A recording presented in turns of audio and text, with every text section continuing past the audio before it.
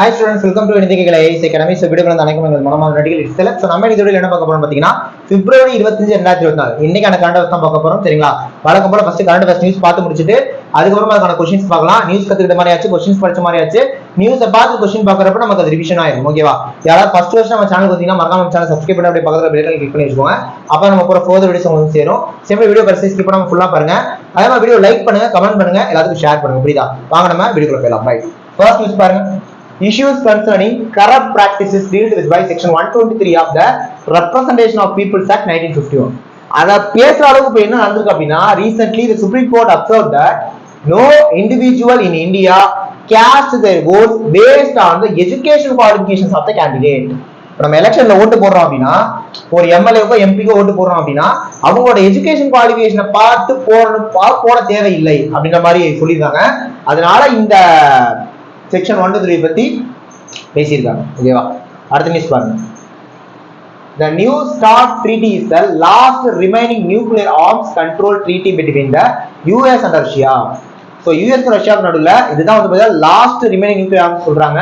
New start treaty அப்படின்றது. ஓகேவா? அத வந்து இரண்டாவது நியூஸ்ல அத பத்தி கொடுத்திருக்காங்க. ஓகேவா? அடுத்த நியூஸ் பாருங்க. The Muqab is a new development project that has been announced by Saudi Arabia's Crown Prince and Prime Minister Mohammed bin Salman. Muqab அப்படின்றது ஒரு ப்ராஜெக்ட் எந்த கண்ட்ரில சவுதி அரேபியால அதோட கிரவுன் பிரின்ஸும் பிரைம் மினிஸ்டரும் வந்து பாத்தீங்கன்னா முகமது சல்மான் வந்து பாத்தீங்கன்னா அனௌன்ஸ் பண்ணிருக்காங்க. ஓகேவா? அடுத்த நியூஸ் பாருங்க. Ultrasat, Israel's first telescope mission, is set to be launched into a geostationary orbit in early 2026 through a partnership between NASA and the Israel Space Agency. இஸ்ரேல்ஸோட ஃபர்ஸ்ட் டெலிஸ்கோப் மிஷன் வந்து பாத்தீங்கன்னா 2026 launch பண்ண போறதா. ஓகேவா? யார் சேர்ந்து பண்ண போறாங்க? நாசாவும் இஸ்ரேல் ஸ்பேஸ் ஏஜென்சி. ஓகேவா? இது நாலாவது நியூஸ். கடைசி நியூஸ் பாருங்க. மிக முக்கியமான நியூஸ் மட்டும் பாக்குறோம். ஓகேவா? February 21 is observed as the International Mother Language Day. It's aimed to promote linguistic and cultural diversity and multilingualism across the world. February 21 வந்து பாத்தீங்கன்னா இன்டர்நேஷனல் மதர் லாங்குவேஜ் டேவா அனுசரிக்கப்படுகிறது. சோ முக்கியமான 5 நியூஸ் பார்த்திருக்கோம். இப்போ அதுக்கான क्वेश्चंस பார்த்தறலாம். ரைட். ஃபர்ஸ்ட் क्वेश्चन பாருங்க. ஊழல் நடைமுறை என்பது இந்தியாவில் எந்த சட்டத்தில் வரையறுக்கப்பட்டுள்ளது? ஓகேவா? எந்த சட்டம் அப்படினா இந்திய தண்டனை சட்டம் தான். ஓகேவா? ஆன்சர் வந்து ஆப்ஷன் ஏ. அடுத்து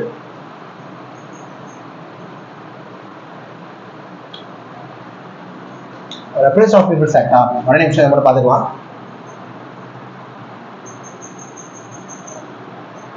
representation of people act, sorry,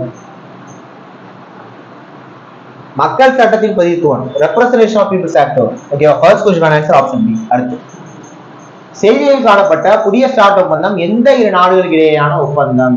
எந்த ரெண்டு நாடுனா அமெரிக்காவும் ரஷ்யாவும். Answer option B. அடுத்து டிமுகாப் என்பது எந்த நாட்டுடன் தொடர்புடைய புதிய வளர்ச்சி திட்டம்? Saudi Arabia. அடுத்து அல்ட்ராசாட் எந்த நாட்டோட முதல் தொலைநோக்கி? ஓகேவா? First development mission of which country? Israel. ஓகேவா? கடைசி क्वेश्चन. சர்வதேச தாய்மொழி தினம் 2023 எப்போது அனுசரிக்கப்படுகிறது? பிப்ரவரி 21. Answer option. 5 முக்கியமான நியூஸஸ் அது ரிலேட்டடான 5 क्वेश्चंस பார்த்திருக்கோம். டெஃபினட்டா இந்த வீடியோ உங்களுக்கு ஹெல்ப்ஃபுல்லா இருக்கும்னு நினைக்கிறேன். இதே மாதிரி வீடியோஸ் வந்து தெரிஞ்சுக்கணும்னா சேனலை சப்ஸ்கிரைப் பண்ணி வச்சுட்டு போற வீடியோஸ் பாருங்க. அது உங்களுக்கு டெஃபினட்டா ஹெல்ப்ஃபுல்லா இருக்கும். புரியுதா? நெக்ஸ்ட் ஒரு முக்கியமான வீடியோல பார்க்கலாம். Thank you.